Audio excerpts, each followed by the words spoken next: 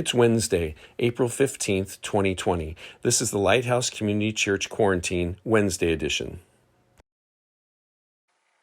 A couple weeks ago, we did a short little series on the promises of God, and it was in light of just the current situation we find ourselves in our world, in our country, and we wanted to make sure that we were rightly understanding the promises of God and rightly applying them. And it was brought up, a question was asked as a result of that. It was a legitimate question, and one I want to address today is if the Old Testament promises, such as if my people will humble themselves and pray, and I will heal their land, if that's not a promise that we can grab onto and claim for our situation in the United States right now and in our personal lives, what good are the promises? The promises in the Old Testament, are they still relevant to us? Do they mean anything to us today? And it's a question that, like I said, it's legitimate, and one we need to have I'd like to answer. We need to have an answer for, and really the answer to that question is found in Genesis chapter 12. And let's turn there, and let me read that for us right now. Genesis 12 verses 1, 2, and 3. Now the Lord said to Abram, "Go forth from your country, and from your relatives, and from your father's house, to the land which I will show you. And I will make you a great nation, and make your name great, and so you shall be a blessing. And I will bless those who bless you, and the one who curses you I will curse, and in you all the families of the earth will be blessed." That's Genesis 12 verses 1 through 3. And a couple of keys here to help us understand the nature of Old Testament promises for us today. First of all, there's a promise of a nation. God promised Abraham that through him that he would produce a nation. God would produce a nation. It would be a great nation. It would be the citizens of that nation would be innumerable. They wouldn't be able to count his descendants that would fill that nation. That is in Genesis chapter 13 and Genesis chapter 15. And then also it will be as God elaborates on that in the coming chapters of Genesis, specifically in Genesis 17. It'd be an everlasting. It'd be an everlasting nation, one that would extend in perpetuity, and not just the nation, but by default, a nation doesn't just have to have a ruler and a people, but it's got to have land. It's got to have a place, and it's promised in Genesis chapter 17 that there will be a land that will be an everlasting possession for these people. And so the promise is that through Abraham, the nation, which would be the Jews, Israel, would be a nation that would be an everlasting, eternal nation. That's the nature of the covenant, nature of the promise. And their place of dwelling would have an eternal, everlasting nature to it. And though this starts out as a promise in Genesis chapter 12, it does become an official covenant later on. In Genesis 15, we see that God officially ratifies this promise with Abraham as an official legal covenant. It's a unilateral covenant, if you read the account in Genesis 15, which means all of the responsibility of fulfilling the requirements of the covenant are based on one person. It's based on God and God alone. Abraham has no participation in making the covenant to fulfill the requirements of the covenant. It's all on God. But also, it's an unconditional covenant. God is making a promise that he will bring this to bear no matter what people do. So this is all about God accomplishing what he promises. Now, here's where it gets to us. It says at the end of Genesis 12, verse 3, it says that in him all the families of the earth will be blessed. So there's a blessing that's extended beyond just the nation that's going to be formed through Abraham to cover the entire world, all the families of the world. Now we know as we trace through the Old Testament and get to Jesus that blessing to the entire world was the person of Jesus Christ, the promised Messiah, the one who would come, the one who would die, be the suffering servant of Isaiah 53, who would come and die, pay the price for our sin, be raised from the dead, and in him all the families of the earth would have the availability of salvation, of forgiveness. So here's the situation.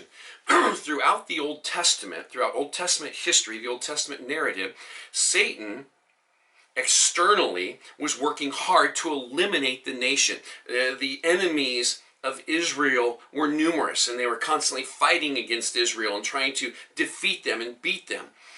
Satan knew that if he could defeat Israel and the nation would disappear into obsolescence and disappear into the sands and time of history, Jesus couldn't come. Jesus can't come, God can't fulfill his promise. And so Satan was trying to defeat Israel and make them not to exist as a country any longer, as a nation any longer. He also worked hard to get them to not be faithful to God as their covenant Lord. There's constantly throughout the Old Testament the appeals towards sin and idolatry, and God sends his people off into slavery and into captivity to judge them for their sin. Satan was trying hard to kill them on a physical, national level, but he was also trying hard to kill them on a spiritual level. And so Satan was trying to get the covenant, the promise of God to fail. Because if it failed, then God failed. And if that failed, there is no salvation. There's no forgiveness of sin. God is made out to be a liar. He's made out to be impotent. We see that also when Jesus came.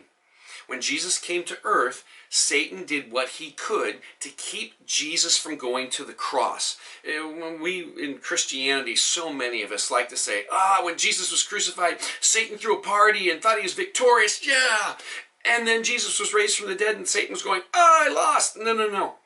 Satan, from the very beginning, did not want Jesus to make it to the cross, because he knew if Jesus made it to the cross, that was the end. That was God fulfilling the promises. Once Jesus died on the cross for our sins, that guaranteed the fulfillment of all of the promises that God had made, fulfilled the covenant that God had made to Abraham.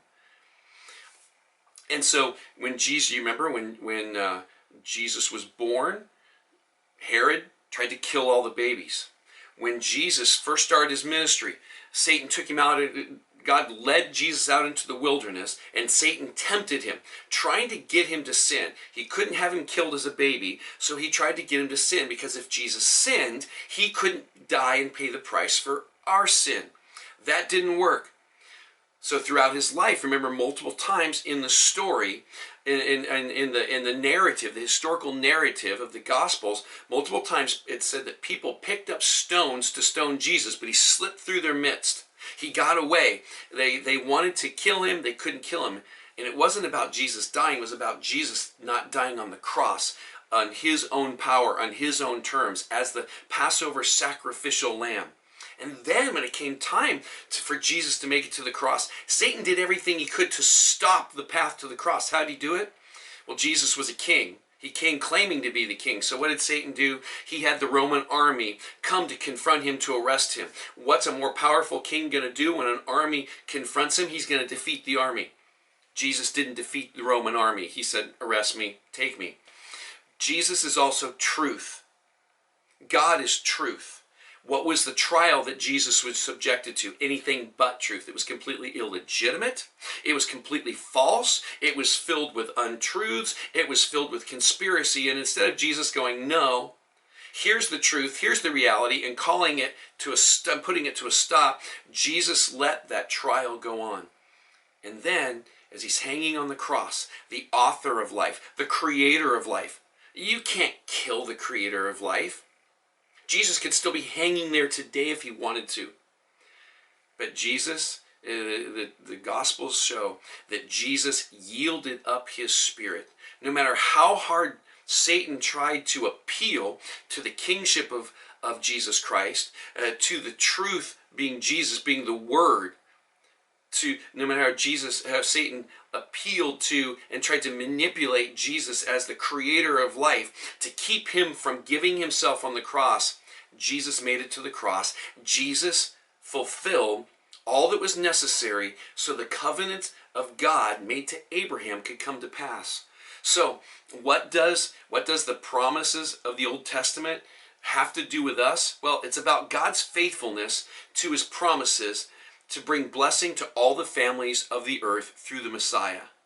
If God doesn't bless Israel, if God doesn't restore them to their land, if God doesn't fulfill it, then God's promises, covenants, are not to be trusted. It's also not just about God's faithfulness, it's also about God's ability.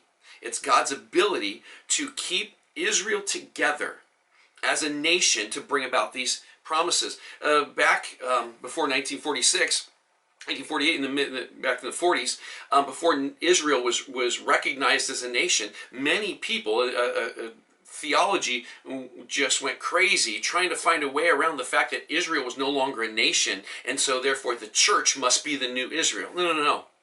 They were worried that God couldn't fulfill his promise because Israel was no longer a nation. But suddenly Israel's back being a nation again. It's not just about God's faithfulness, it's about God's ability to not be defeated by the powers of man and the powers of Satan. Ultimately, the promise of God to Israel in the Old Testament, it's about the security of our salvation. Because God proved himself faithful, even when Israel sinned and God sent them into captivity, he maintained a remnant and brought them back and has kept them safe. God can be trusted to keep us safe and to keep our salvation safe. That's what the promise of the Old Testament is all about. It's all about the security of our salvation because God's faithful and God has the ability to do what he promises.